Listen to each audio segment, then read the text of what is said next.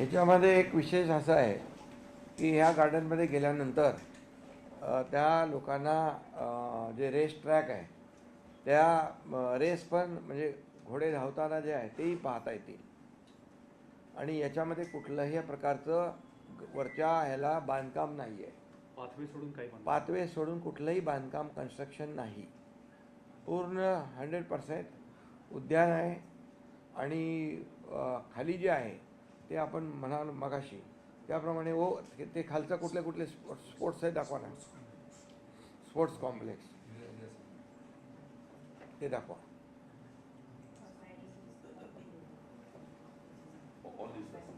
Volleyball आहे, handball आहे, basketball आहे, क्रिकेट नेट आहे, जिमनॅस्टिक आहे, ॲक्वॅटिक एरिना आहे, खो खो आहे, कबड्डी आहे, बॅडमिंटन आहे.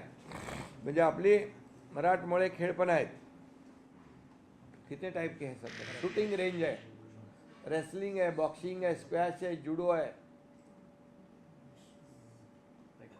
स्केटिंग है, टेक्वांडो है, टाइक्वांडो, टेबल टेनिस.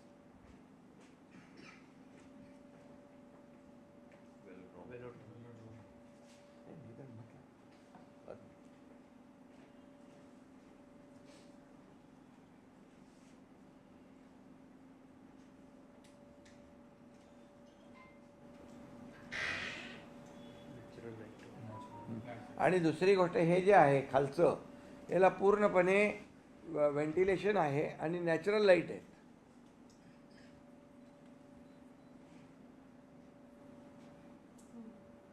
त्या पद्धतीचं ते केलेलं आहे.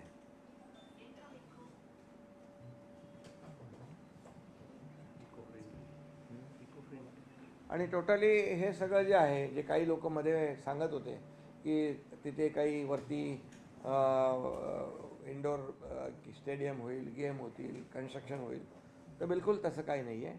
पूर्णपणे हे इको फ्रेंडली आपण करतो आहे.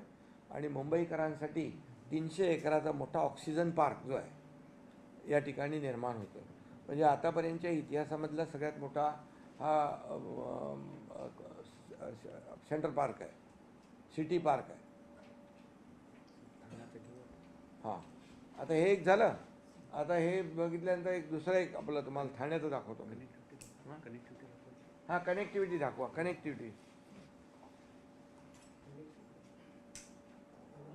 कनेक्टिव्हिटी बघून घ्या.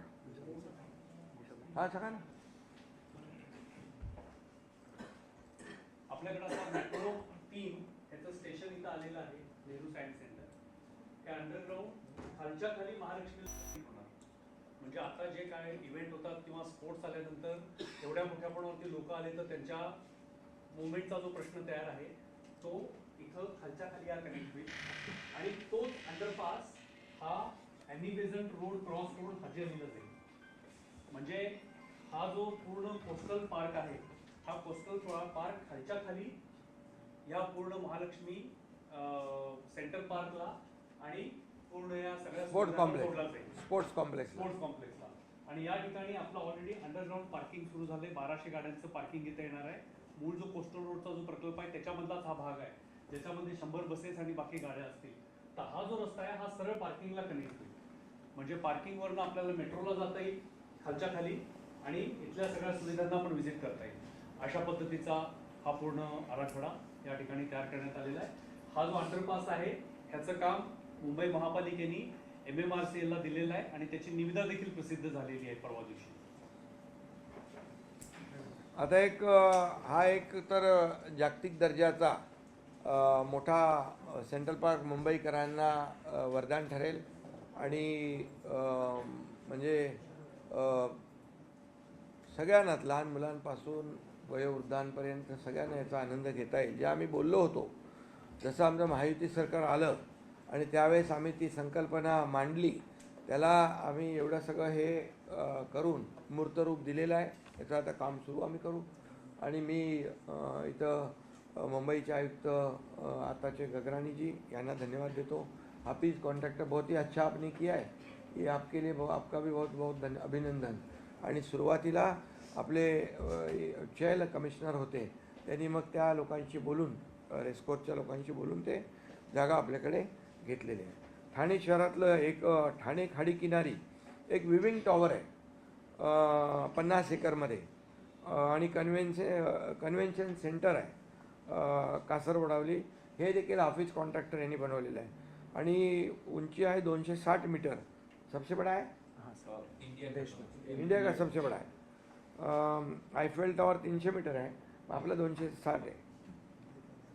तर तो एक दाखवा. तर दुसरा टाउन पार्क आहे कोलशेतमधला 25 एकरमधला आणि एक स्नो पार्क आहे इंटरनॅशनल लेवलचा. अम्युजमेंट पार्क आहे, ॲडव्हेंचर पार्क आहे, पक्षी संग्रहालय आहे आणि एक दाखवा नाही. नंबर 1 दिखाओ कौन सा है?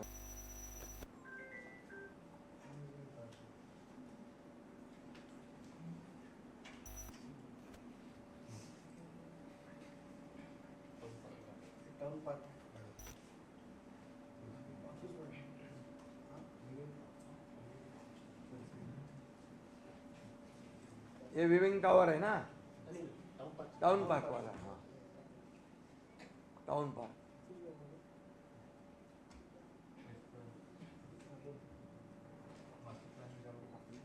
BOT वर बांधणार आहे. हां.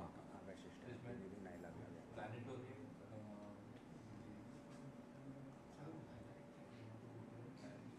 पूर्ण सांगितलं चालेल.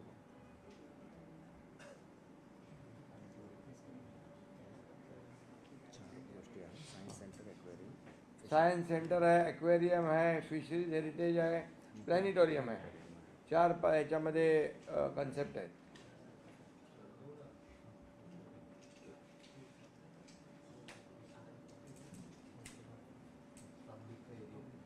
पन्नास एकरमध्ये बरोबर. जी सर.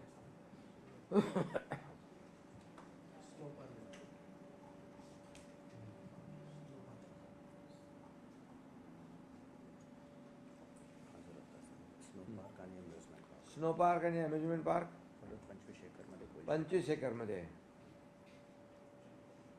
हा सुद्धा आपण निधी लावत नाही, PPP तत्वावर आहे. हो, ते सांगू नंतर. हां, हे बघ.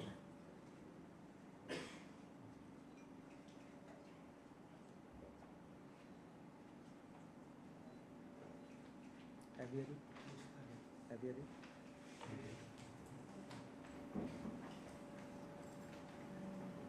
एवेरी दाखवा ना. हो, पक्षी संग्रहालय. बक्षी संग्रहालय 12.5 एकरामध्ये आहे. ते जरा त्याचं पिक्चर ते मोठं करा.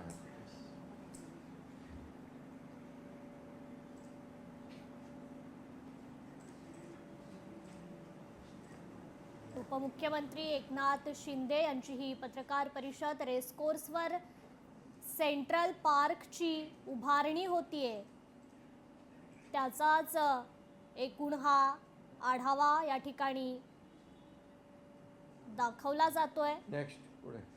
त्याची वैशिष्ट्य काय असतील हे दाखवलं जात आहे. एक प्रेझेंटेशन या ठिकाणी सादर केलं जात आहे. संपूर्ण 300 एकर परिसरात हा सेंट्रल पार्क उभारला जाणार आहे. या सेंट्रल पार्कची एकूणच काय वैशिष्ट्य असतील हे उपमुख्यमंत्री एकनाथ शिंदे यांच्याकडून सांगितलं जातं. म्युझिकल सेंटर तो परत आहे 25 एकरमध्ये आहे. आहे 25 एकरातलं. 25 एकर आहे ना, 26 बाय 25 एकर.